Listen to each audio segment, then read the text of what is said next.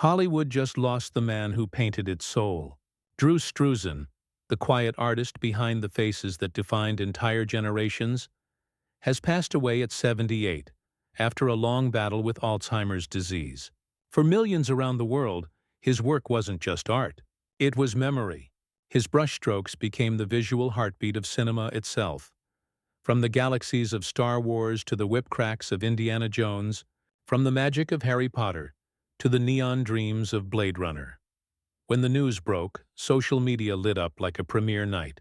Filmmakers, actors, and fans all flooded timelines with tributes, each post carrying the same ache, that the man who turned imagination into iconography was gone. But in a strange, beautiful way, Drew Struzan's art made sure he never really would be. Drew Struzan wasn't just an illustrator. He was the man who made movies feel bigger than life. The moment you saw one of his posters, you knew it wasn't just a film you were about to watch. It was an experience. From Star Wars to Indiana Jones, Harry Potter, Back to the Future, E.T., and Blade Runner, Struzan's brush didn't just paint faces. It built legends. Every light, every shadow, every glint in an actor's eyes carried story, emotion, and mystery. He was called the one-sheet wonder, the artist whose single-page poster could do what a 2-hour trailer couldn't. He had this uncanny ability to blend realism and magic, making his characters look both human and heroic at once. While other posters screamed for attention, Struzan's quietly drew you in. He could take a single expression and make it echo through generations. His art didn't just sell the movie, it immortalized it. Before Drew Struzan, movie posters were just advertisements, loud, flashy, and forgettable. But when his brush hit the canvas, something shifted in Hollywood. Suddenly, posters weren't marketing tools. They were works of art. Studios stopped thinking about how to sell a movie and started wondering how to honor it. His work didn't shout. It invited you in. With a few strokes of paint, he could make even a still image feel like it was breathing. Glowing, alive, directors noticed. In fact, legends competed for him. Steven Spielberg, George Lucas, two of the biggest names in film, both wanted Struzan to give their stories a face. He became the invisible bridge between imagination and reality, the final brushstroke that transformed a script into a myth. And over time, his posters grew so iconic that filmmakers joked they had to live up to his art. Spielberg once said it best, "Nobody drew like Drew," and he meant it, because Struzan didn't just capture a character, he captured their spirit. His posters carried emotion, mystery, and scale, often more vividly than the movies themselves. Hollywood didn't just evolve because of his work, it started dreaming differently. Drew Struzan's story began far from red carpets and studio spotlights. He grew up a poor kid in Oregon, so broke that he used to sketch on toilet paper because he couldn't afford proper sketch pads. But even then, his hands seemed to know something the world hadn't yet discovered. That images could speak louder than words. That they could move people, make them dream, make them feel. He started small, designing album covers for musicians like Alice Cooper and the Bee Gees. Each cover had that same spark, the cinematic touch that made a song look like a movie you wanted to live in. Hollywood noticed, and once film studios saw what he could do with a brush, there was no turning back. Within a few years, Drew Struzan wasn't just illustrating posters. He was redefining what movie magic looked like before the lights even went down in the theater. But what made him extraordinary wasn't just his skill, it was his philosophy. Struzan didn't want to give away the story. He wanted to give people a feeling. "Telling the story in a poster is wrong," he once said. "I want to give a person a feeling about something they could hope for." Every swirl of color, every shadowed gaze was an invitation, not an explanation. His art didn't tell you what to think. It opened a door and let you imagine for yourself.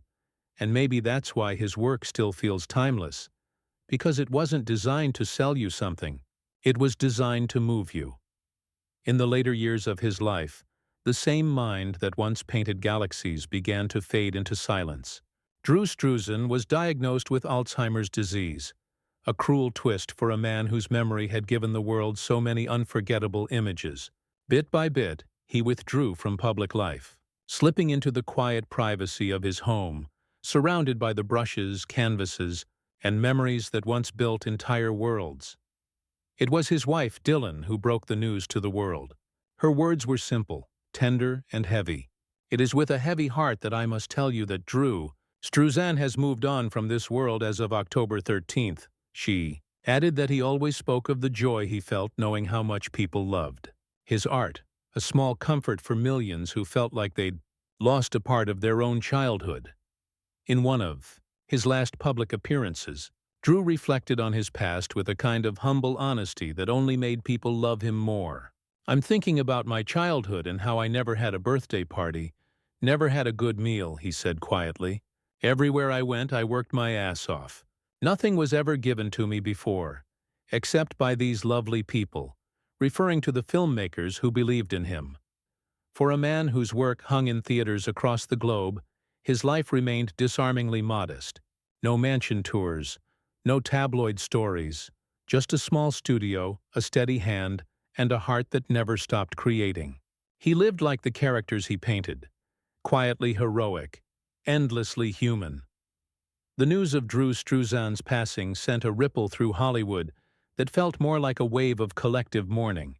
Steven Spielberg, the man whose films Struzan helped define visually, wrote a message that perfectly captured what everyone was thinking. "Drew made event art. His posters made many of our movies into destinations, and the memory of those movies, and the age we were when we saw them, always comes flashing back just by glancing at his imagery. In his own invented style, nobody drew like Drew." Guillermo del Toro, who considered him both a mentor and a friend, wrote simply, "The world lost a genial man, a genius communicator, and a supreme artist. I lost a friend, beloved Drew." His words carried the kind of ache that only comes from losing someone who shaped the very language of imagination. From DC Comics to Marvel, tributes poured in. Jim Lee called him a giant among giants, praising his ability to capture humanity, power, and emotion in ways not seen since. Artist J. Scott Campbell added that his legacy of beauty would give future generations something to marvel at, long after we're gone. But perhaps the most moving tributes came from ordinary fans. People who'd never met Drew, but felt like they'd known him forever. They shared snapshots of his posters tacked above childhood beds, photos of old VHS cases, and their own recreations of his iconic designs. On every platform the message was the same. His art was more than nostalgia. It was a shared language of wonder. For a brief moment, the film community, from billion-dollar directors to teenage illustrators, felt united in their grief and gratitude. Drew Struzan had painted the dreams of others for decades. Now the world was painting its love right back.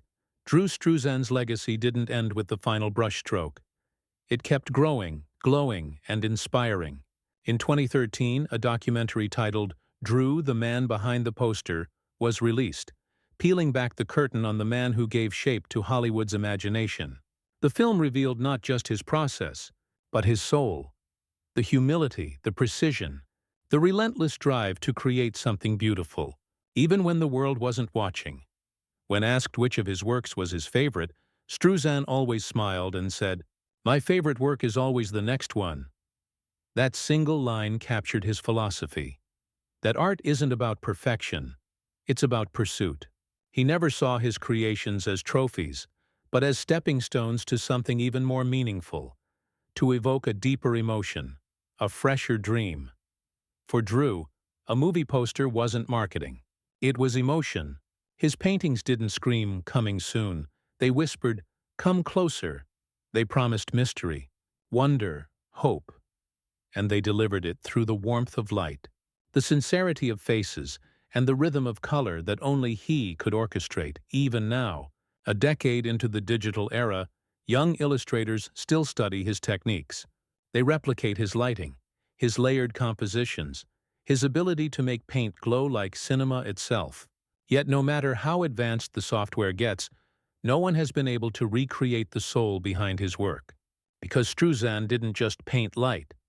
He painted the feeling of being alive inside a story. He didn't just paint movies. He painted memories. Every brushstroke Drew Struzan ever made carried a heartbeat, a story, a little bit of the magic that made people believe again. His art wasn't confined to posters hanging in theaters. It lived in bedrooms, dorm rooms, and hearts.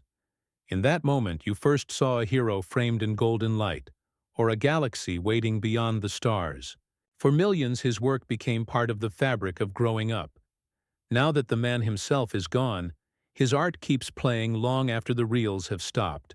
Every time someone looks up at one of his posters, Luke raising his lightsaber, Indy cracking his whip, Harry gripping his wand, they feel that same spark he wanted to give, a feeling of hope, wonder, and endless imagination. If you grew up with Drew's art, or if his work ever made you believe in something bigger than yourself, tell us which poster meant the most to you. Maybe it's still framed above your desk, or maybe it lives quietly in your memories. Either way, it's part of you now, just like it was part of him.